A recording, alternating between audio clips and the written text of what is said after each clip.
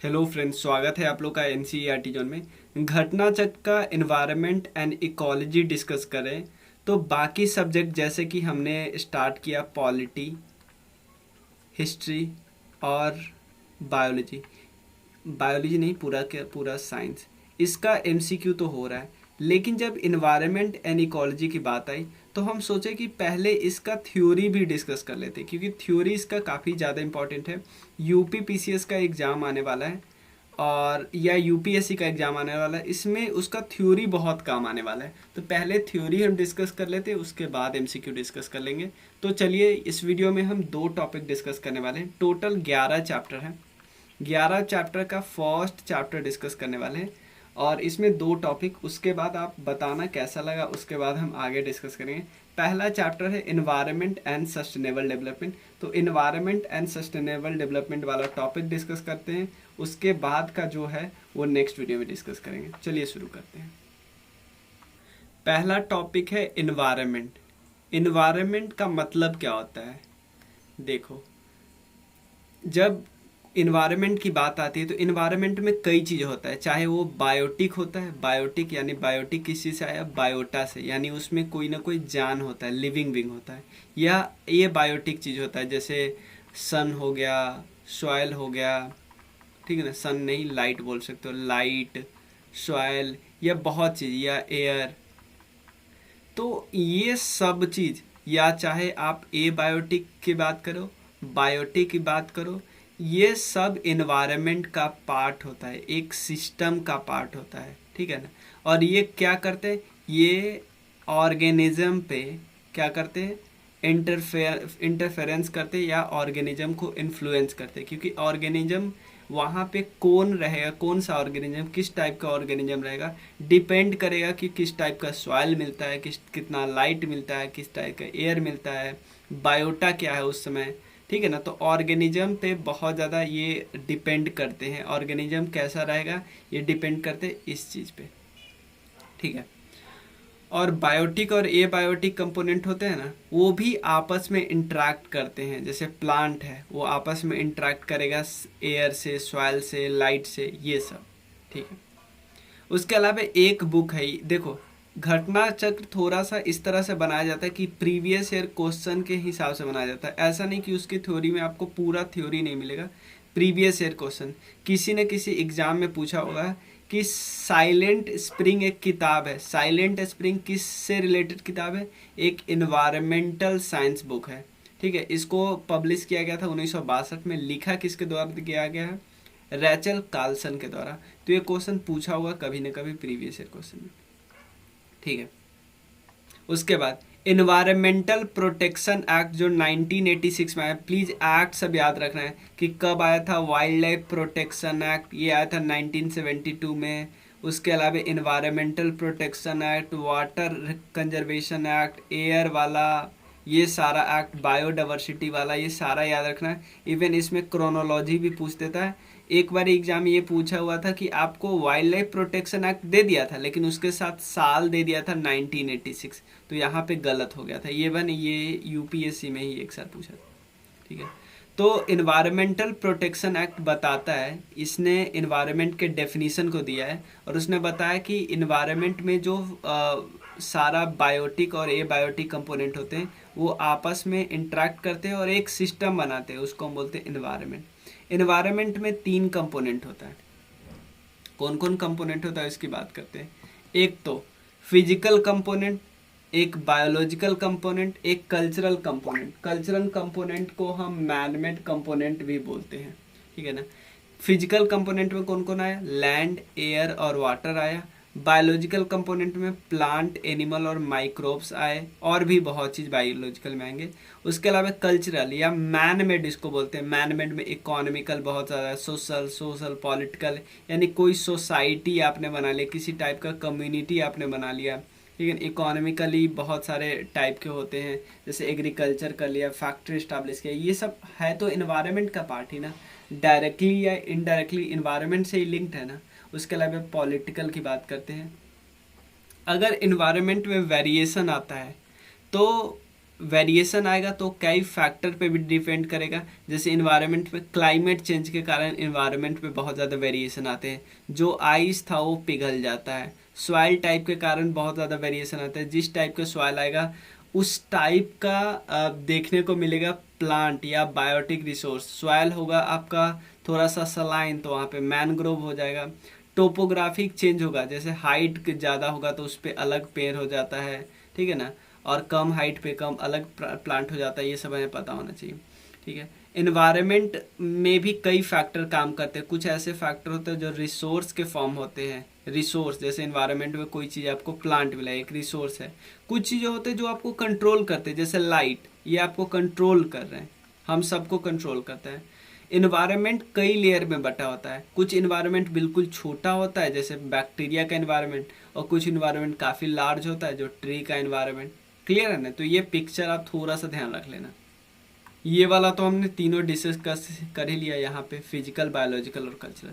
Next discuss करते हैं sustainable development.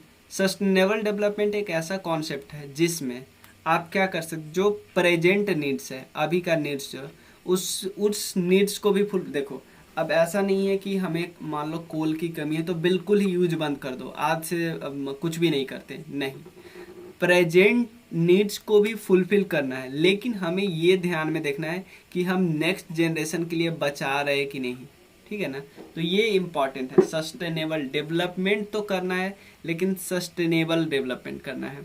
समझ में आया? इसका मतलब है कि कुछ इस तरह से यूज करो कि अगले जनरेशन के लिए भी आराम से एडुकेट बच सके, या नहीं तो अगला जनरेशन ऐसा नहीं कि अगला जनरेशन हमें गाली दे कि भाई आपने इन्वायरमेंट को ख़राब कर दिया, आपने सारा कोल को यूज कर लिया, पेट्रोलियम को यूज कर लिया, ठीक है। सस्टेनेबल डेवलपमेंट किस बारे में बात करता है? तो हमें पता है कि बात करता है कि भाई जो भी नेचुरल रिसोर्स है वो अगले जनरेशन के लिए बच रहा है या नहीं, ये बात ध्यान में रखता है। और मेन इसका ऑब्जेक्टिव यही है कि आपको कंजर्व करना है नेचुरल रिसोर्स का। कंजर्व कैसे कर पाओगे? जब तक प्रॉपर मैनेजमेंट नहीं करोगे और यूज जस्ट मैनर में। जस्ट मैनर का मतलब होता है कि आप इतना यूज करें थोड़ा सा अगले जनरेशन के लिए बचा सके, थोड़ा सा नहीं मतलब एडुकेट बचा सके, ठीक है। अब तीन चीज के बारे में हम लोग बात करते हैं। एक तो होता है, जैसे मान लो एक है एटमॉस्फेयर जहाँ पे एयर मिलता है, लिथोस्फेयर जो लैंड की बात करते हैं, बायोस्फेयर और हाइड्रोस्फेयर वाटर की बात करते हैं, बायोस्फेयर जहाँ पे बायोटा मिलता है। अब कोई ऐसा ऐसा जगह जहाँ पे एयर है लेकिन एयर नहीं है, वहाँ पे लैंड नहीं है, वहाँ पे वाटर नहीं है, तो क्या यहाँ पे सरवाइव करना किया जा सकता है? नहीं किया जा सकता। तो इन तीनों का ऐसा प्लेस, इन चारों का ऐसा प्लेस जो बिल्कुल ऐसा है जहाँ पे सब कुछ मिल रहा है, वहाँ पे क्या कर सकते हैं? वहाँ पे जान यानी वहाँ पे लाइफ है वो जो कि संभव है, ठीक है ना, लाइफ संभव है। इन चारों का जो कॉमन चीज़ है ये बात करते हैं, ठीक है। हाइड्रोस्फीयर के एग्जांपल है glacier, lake, river, ocean. Biosphere का एग्जांपल है प्लांट और एनिमल। लिथोस्फीयर का एग्जांपल है माउंटेन, प्लेन और डिजर्ट, जो भी लैंड पे होगा। एटमॉस्फेयर हमें पता ही है कि सबसे पहला लेयर है वो है ट्रोपोस्फेयर, उसके बाद वाला लेयर है स्ट्रेटोस्फेयर। स्ट्रेटोस्फेयर में ही ओजोन लेयर मिलता है, ठीक है। ओजोन लेयर हमें बचाता है यूवी रेज से, ठीक है। यूवी रेज के कारण स्किन कैंसर हो सकता है, स्किन कैंसर हो सकता है, ठीक है। तो ओजोन लेयर हमें बचाता है, याद रखिएगा।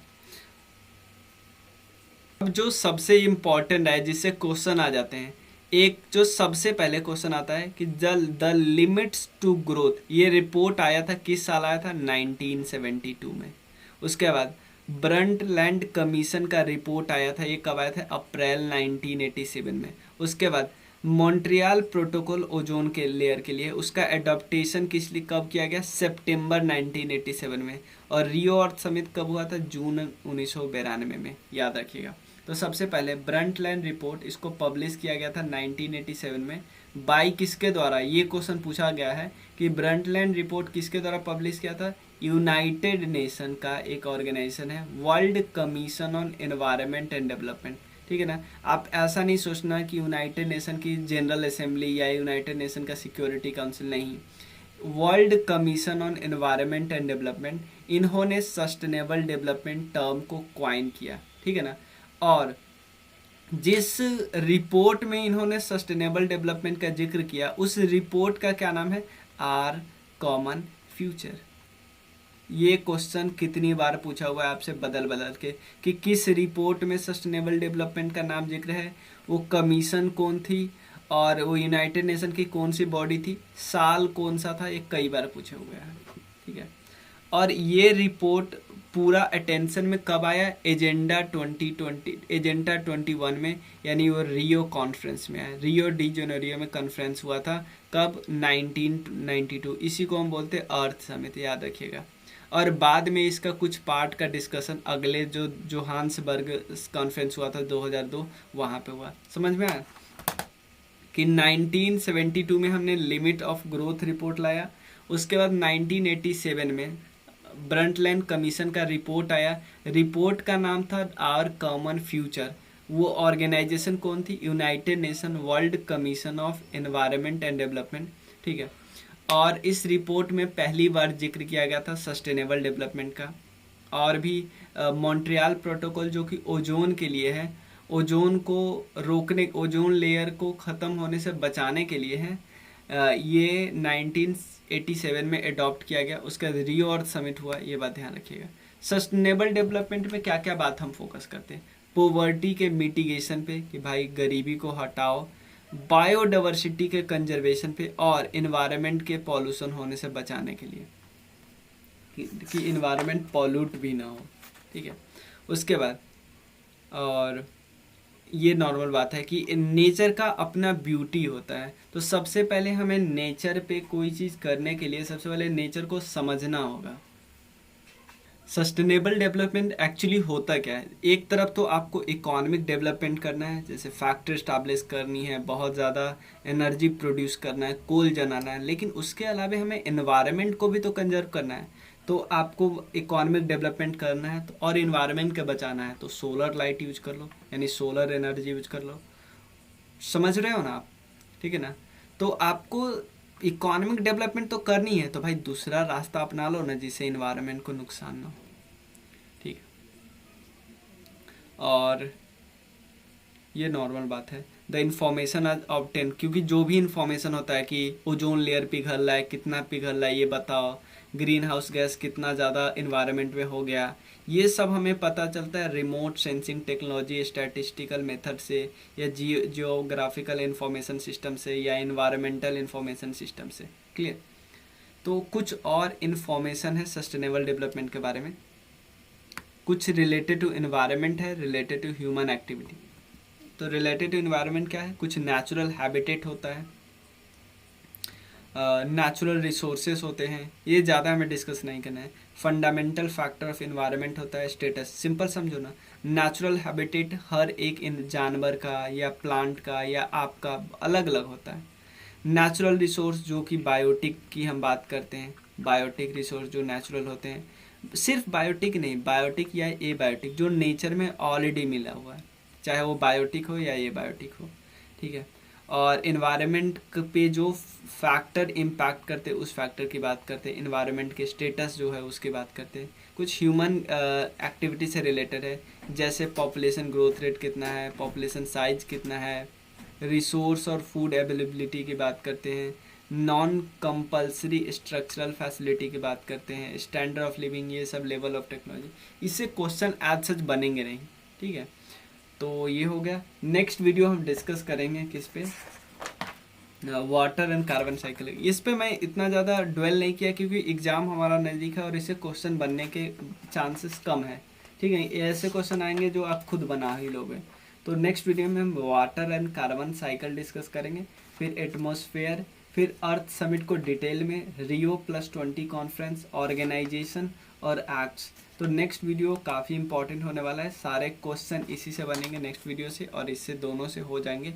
इन्वायरमेंट से रिलेटेड मतलब जो बेसिक होता है उससे कवर हो जाएंगे। टोटल 10 चैप्टर है आपका, जल्दी से जल्दी हम कवर करने की कोशिश करेंगे, और ये हम लोग मई महीनों में ही कवर करने लेंगे ताकि आप जून में आराम से रिवाइज करना। तो चलिए मिलते हैं फिर। और आपको जीएस का कोर्स वगैरह ज्वाइन करना हो, घटना चक्र कोर्स, तो आप इस नंबर पर मैसेज करना 9582062485। चलिए, थैंक यू सो मच।